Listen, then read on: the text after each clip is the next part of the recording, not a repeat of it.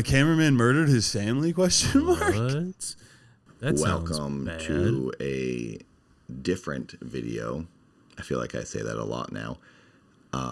You may be familiar with my Grave Stories I don't know anything about this guy. series where I cover dark and spooky things, true crime, ghost stuff. I was a former grave digger. I kind of fascinated with spooky, scary stories. This is, I don't even know if I can categorize this as that. This is a very sad, dark story, and it's different this time because this time it involves someone I knew, someone I worked with. I don't even know how I'm going to get into this, but I guess here we go. This is... He sounds like he's talking into a fan. Yeah.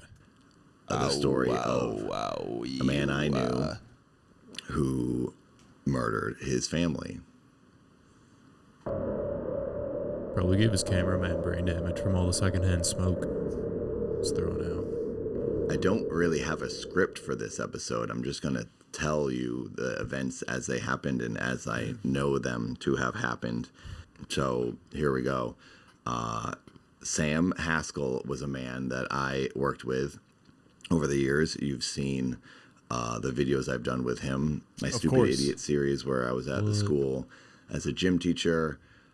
My Skittles commercial where I was a spokesperson for Skittles. He's actually in my Keith Abacary Ninja Turtles music video.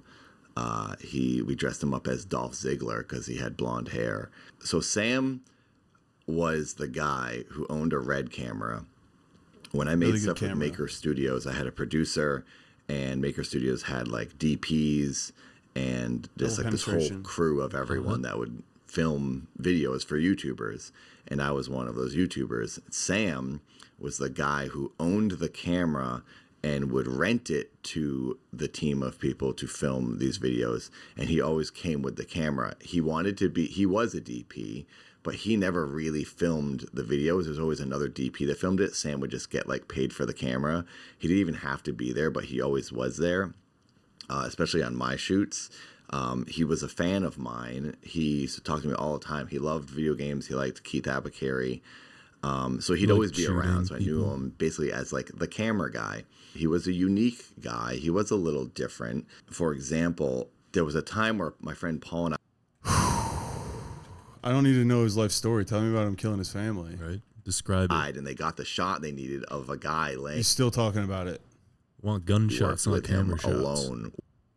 And I stopped working with him and seeing him when Maker Studios shut down long ago. So I hadn't thought of this guy in like 8 to 10 years. And then my mom in November of 2023 texts me and says, "Hey, do you know this guy?" And it was like some news link of like NBC News, whatever, something from Boston. My mom's in Massachusetts and she's watching the news. And she asked me if I knew there was a story about some guy in Los Angeles and some crime. Jesus Christ, Adam.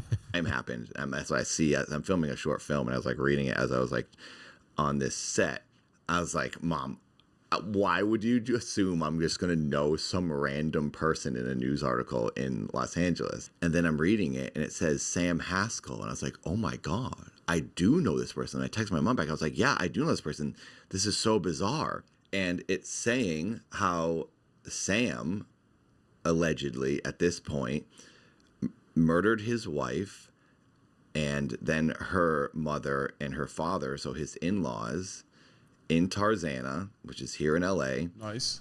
And then chopped them up and put them in bags. Nice.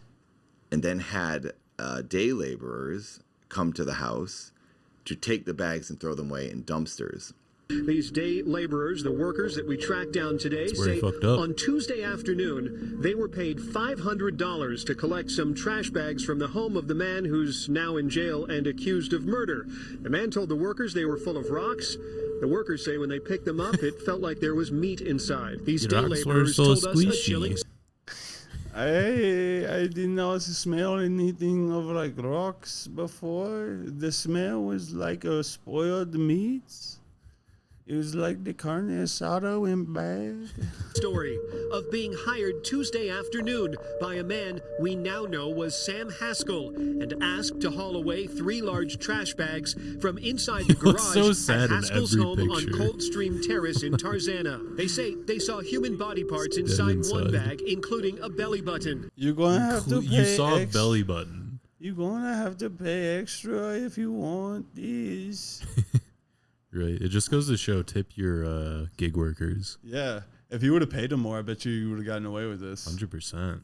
This is the moral of the story. Or if you want to do it right, you got to blame the Mexicans. You have to make it seem like the Mexicans did all the work. Right. And then you do it when the Marines came to LA for all the ICE raids, and you make sure it's illegals, and they just believe it.